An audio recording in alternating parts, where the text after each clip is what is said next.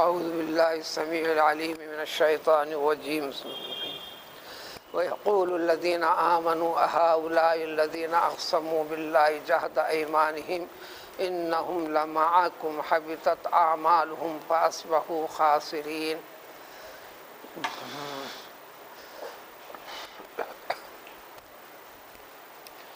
اس آیت سے پہلے سابقہ آیت میں ذکر تھا منافقوں کے حال اور چال کا، منافقوں کی شناخت کا ایک طریقہ بھی بتایا گیا تھا، یعنی ان کی عملی زندگی کے اندر ان کی بھاگ دوڑ اسلام سے مخالفت رکھنے والے لوگوں سے ان کے گروپوں میں زیادہ ہوا کرتی ہے۔ وجہ پوچھنے پر یہ بھی بتاتے ہیں ہم کو آنے والے حالات، مستقبل میں پیدا ہونے والے اونچ اور نیچ کی شکل و صورتوں میں اچھے برے کا خیال رکھتے ہوئے سادے سیدھے الفاظ میں سیاسی پہلو کے اعتبار سے ہم کو یہ کرنا پڑتا ہے، لیکن حقیقت میں دل ان کی طرف راغب رہتے ہیں۔ مسلمان اور امت مسلمہ کو نقصان پہنچ جائے ان کو پرواہ نہیں رہتی، بلکہ بعض تو نقصان پہنچانے کے ہی عنوان سے اس قسم کی حرکتیں کرتے ہیں، پھر اپنے آپ کو لوگوں میں بڑے پاک باز نیک خادم قوم کے جیسا ثابت کرتے ہیں۔ تو اللہ تعالیٰ فرماتے ہیں کہ ان کے حال چال کو بھی جب اللہ کی مرضی ہوگی لوگوں کے روبرو ان کے حال چال کو بھی واقف کروا دیتے ہیں۔ قرآن کے نزول کے زمانے میں تو ایسے کئی واقعات ہوئے، ظاہر کر دیے گئے، بتا دیے گئے، منافقوں کا چہرہ واضح کر دیا گیا۔ اس جیسی کیفیتیں قیامت تک آنے والے مسلمانوں کے لیے بھی دین اسلام کا پیچھا ہمیشہ دنیا کے مختلف قومیں، مختلف فرقے، مختلف مذاہب والے تمہارے ساتھ اس طریقے سے کرتے رہیں گے، لیکن مسلمانوں میں شمار کیے جانے والے لوگ جس کو تم مسلمان سمجھتے ہو، بعض ان کے دلوں میں ایمان پختہ نہیں ہوتا، غیر قوموں کا ساتھ دیا کرتے ہیں۔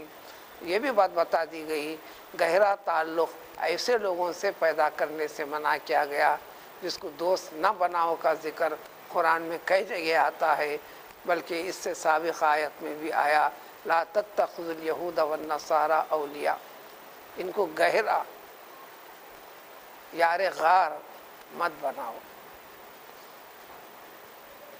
اب اسی کی وضاحت کی تکمیل آج کی اس آیت میں ہے۔ جب یہ کیفیت ان کی ظاہر ہو جائیں گی تو مسلمان حیران ہو کر آپس میں یہ کہیں گے کیا یہ وہی لوگ ہیں جو پوری طرح زور دے کر قسمیہ انداز میں یعنی قسم کھا کر یہ کہتے تھے کہ ہم مسلمان ہیں، ہم تمہارے ساتھ ہیں، ہم تمہارا بھلا چاہتے ہیں، انہم لمعکم، یہ تمہارے ساتھ کے ہونے کا اعلان اور دعویٰ بھی کرتے تھے۔ جب بات ظاہر ہو گئی تو مسلمان خود بے اختیار کہہ دیں گے حبطت اعمالہم، بشکل مسلمانی جتنے نیک کام کیا تھا انہوں نے، ان کے تمام اعمال حبطت ضائع ہو گئے، اعمالہم ان کے سارے نیکیاں۔ ایمان کے ساتھ غیر ایمان والی چیزوں کو جو اسلام کو نقصان پہنچانے والی ہیں، کیونکہ ایمان کا پورا تعلق عقیدے سے ہے، عقیدے کو ٹھیس پہنچائے بغیر عمل ہونا ہے، چاہے عمل کسی بھی قسم کے اچھے سے اچھے ہوں، ظاہری طور پر فائدہ بھی دکھتا ہو، لیکن بنیادی طور پر اسلام کی بنیادوں کو کھوکھلا کرنے والی ہوں تو وہ ایمان نہیں۔ جب ایمان نہیں تو بہت سارے اچھے کام رہتے ہیں ایسے لوگوں کے، لیکن وہ ضائع ہو جاتے ہیں۔ اس عمل کو قرآن نے کئی جگہ ذکر کیا، اس قاعدے کو فَأَصْبَحُوا خَاسِرِينَ، تو اس طرح یہ لوگ نقصان اٹھانے والے، یعنی نیکیوں کا اجر نہیں ملیں گا تو آخرت میں انہیں خسارہ اٹھانے والے لوگ ہوں گے۔ لیکن ایسی کیفیتیں ہوتی رہیں گی۔ ایمان والوں کو اللہ تعالیٰ اطمینان دلاتے ہیں، اس جیسے سورش اضطراب اور بے چینی والے حالات جو وقتاً فوقتاً پیدا ہوتے رہیں گے، اس سے پریشان ہونا نہیں، ثابت قدمی کے ساتھ رہنا، تو اللہ تعالیٰ تمہاری مدد کریں گے۔ ان کے ہٹنے سے، ان کے اسلام سے نکلنے سے اسلام کے لیے کوئی فرق نہیں پڑے گا۔ اللہ تعالیٰ اسلام پر مضبوطی سے جمنے والوں کو آگے بڑھائے گا، اسلام میں داخل کرے گا۔ واقعات حیات النبی میں ہوئے، نمونے کے لیے وہ پیش کرتے ہیں۔ اس جیسی کیفیتیں قیامت تک ہو سکتی ہیں۔ نبی کریم صلی اللہ علیہ وسلم کی حیات کے آخری ایام تھے، یمن میں ایک اسود انسی نے نبی ہونے کا اعلان کر دیا۔ اسلام میں رہتے، مسلمان کہتے ہوئے، مسلمان کے ساتھ اٹھتے بیٹھتے ہوئے اعلان کر دیا کہ میں نبی ہوں۔ اللہ تعالیٰ نے انتظام بھی فرما دیے، کوئی زیادہ عرصہ نہیں گزرا، بہت تھوڑے ہی وقت میں ایک شخص کے دل میں ایمان جوش مارا، فیروز دیلمی جس کا نام روایتوں میں آتا ہے، اس نے آگے بڑھ کر قتل بھی کر دیا۔ اس نے آگے بڑھ کر قتل بھی کر دیا۔ نبی کریم صلی اللہ علیہ وسلم کے انتقال کے بعد، بلکہ انتقال کے قریب میں ہی نجد میں مسیلمہ کذاب نے اعلان کر دیا، بڑے اہتمام کے ساتھ اپنی ایک بڑی فوج کے جیسا بھی تیار کر لیا۔ سیدنا ابوبکر صدیق رضی اللہ تعالی عنہ صحابہ کے ساتھ، اس کے نتیجے میں اس کا اثر اتنا پھیلا، عرب کے دیہاتوں میں دور دراز تک سب کے سب اس کے ماننے والے بھی ہو گئے، سینکڑوں نہیں ہزاروں میں گئے، تو گیا اسلام سے مرتد ہوئے اور ایک نبی کا پر ایمان لانے کا اعلان کر دیا۔ اس اسلام کو ٹھیس پہنچانے کی، ختم کرنے کی جدوجہد کی 2 سال لگے۔ صحابہ کرام رضوان اللہ تعالی علیہم اجمعین کی ایک بڑی جماعت شہادت پائی، اس کا خاتمہ کیا۔ پھر اس کے بعد اسلام کی بنیادوں کو مضبوط کر کر عرب کے دور دراز سارے کے سارے علاقے میں یہ سارے فطروں کو ختم کروا دیا گیا۔ یہ نمونے کے لیے پیش کرتے ہیں، یہ واقعات ہوئے ہیں۔ اس جیسی شکلیں کئی طریقے سے پیدا ہوتی رہیں گی، جو فرقوں کی شکل میں ہوں گی، کئی نظریات کی شکل میں ہوں گی، کئی ایک شکلیں ہیں۔ ان جیسی چیزوں سے اصل مومن کو ایمان اپنا کھوکھلا نہیں کرنا چاہیے۔ جو مضبوط رہتے ہیں اللہ تعالیٰ ان کے لیے تائید پیدا کرتے ہیں، اور مضبوط اور پختہ ایمان والے اسلام میں داخل بھی کرتے ہیں۔ اسی کیفیت کو اس آیت میں ذکر ہے، یا ایھا الذین آمنوا، اے ایمان والو، من یرتد منکم عن دینہ، جو بھی اپنے دین سے یعنی دین اسلام سے مرتد ہو جائے گا، تو ان کی بڑی تعداد ایسا ہونے سے تم کو حیران پریشان ہونے کی ضرورت نہیں۔ فسوف یأتی اللہ بقوم، تو اللہ تعالیٰ ایک اور قوم کو لائیں گے۔ یہ فرق کو کئی مرتبہ بتائے گا، کبھی سیأتی اللہ آتا، کبھی سوف یأتی اللہ، فسوف میں ذرا وقت لگے گا، لیکن ہوگا، وقت لگے گا لیکن ہوگا۔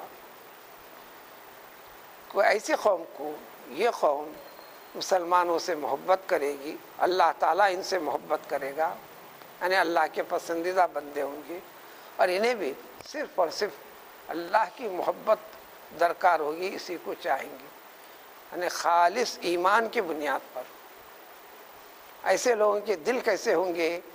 ایمان والوں میں نفرت پھیلانے والے نہیں، مومنوں کے حق میں نرم گوشہ اختیار کریں گے۔ ذلت جمع ذلیل کی، ذلیل کے معنی نرم، اردو میں ایک ہی معنی میں استعمال ہوتا ہے، جس کو طاقت وغیرہ کی کمزوری کے اعتبار سے دبا دیا جاتا ہے اور وہ دبنے لگتا ہے تو ذلیل ہو گیا۔ اس کے مقابلے میں دوسرا عزیز ہو گیا۔ اصل معنی ہے ذلیل کے کسی چیز کو نرم کر دینا۔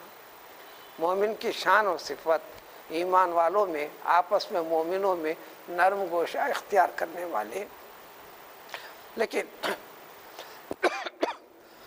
مسلمان کے دشمنوں سے، کافروں کے اوپر سخت رویہ رکھنے والے۔